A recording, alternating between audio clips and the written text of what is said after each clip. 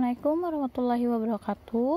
Hari ini kita sudah memasuki bab baru tentang break even point atau yang dimaksud dengan BEP, atau nama kata istilah lainnya adalah titik impas. Di mana titik impas itu pendapatan sama dengan modal yang dikeluarkan, tidak terjadi kerugian atau keuntungan. Nah, di sini titik impas ini di mana suatu keadaannya itu tidak mendapatkan keuntungan dan tidak kerugian, jadi sama-sama rata. Misalkan kita dapat modalnya itu adalah 150.000. Nah, 150.000 modal kita awal, kita berjualan nih, kita jualan 150. Nah, kita tidak mendapatkan keuntungan dan tidak mendapatkan kerugian, jadi kita tetap sama dapat 150.000 ini. Balik modalnya tetap 150.000. Kalaupun mendapatkan keuntungan, kita hanya mendapatkan 10%. Jadi contohnya misalkan kita modalnya 150, terus kita cuma bisa mendapatkan keuntungannya itu 160 atau 170.000. Tidak boleh banyak dari 10% tersebut. Nah, fungsi BP ini kita harus mengetahui penjualan dan tingkat produksinya seberapa banyak. Penentu jumlah penjualan minimum yang harus dipertahankan. Ini tidak boleh naik, tidak boleh turun, jadi tetap aja segitu-segitu terus.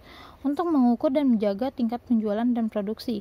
Nah, mengukur dan menjaga tingkat penjualan dan produksi.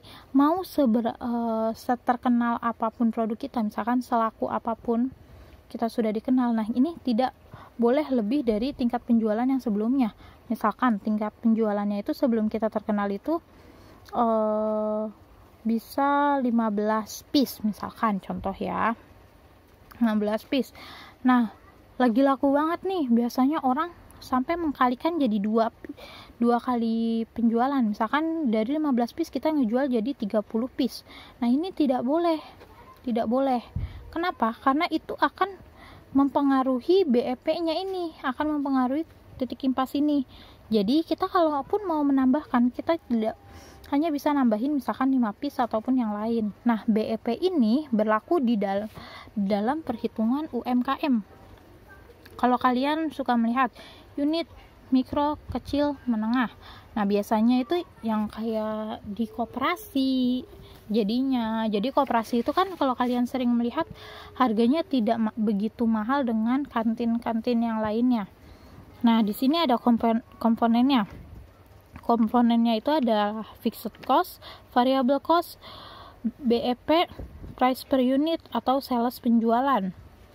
Fixed cost itu adalah biaya tetap. Biaya tetap ini adalah biaya yang tidak dapat berubah-ubah. Jadi tetap sama. Contohnya apa? Biaya transportasi, biaya administrasi, itu tetap sama. Jadi misalkan transportasinya kita ambil dari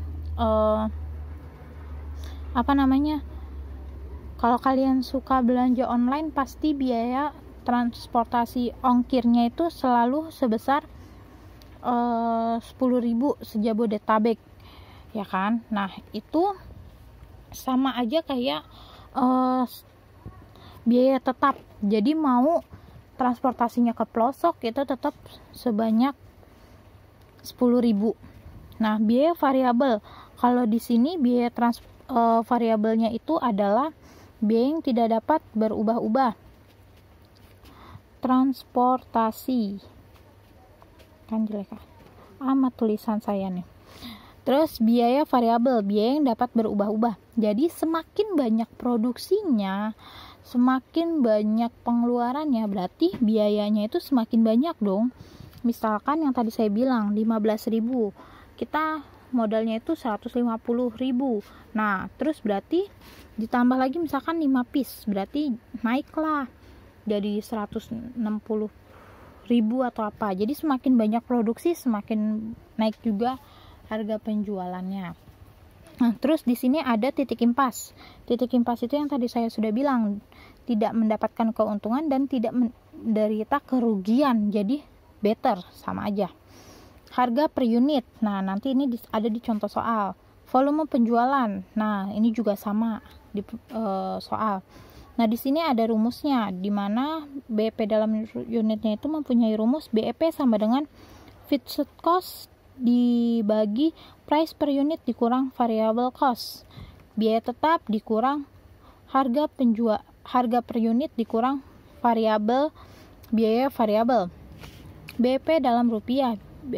Break even point sama dengan biaya tetap 1 dikurang dibagi variable cost dibagi sales volume. Nah, nanti ini ada di dalam contoh soalnya biar kalian lebih paham.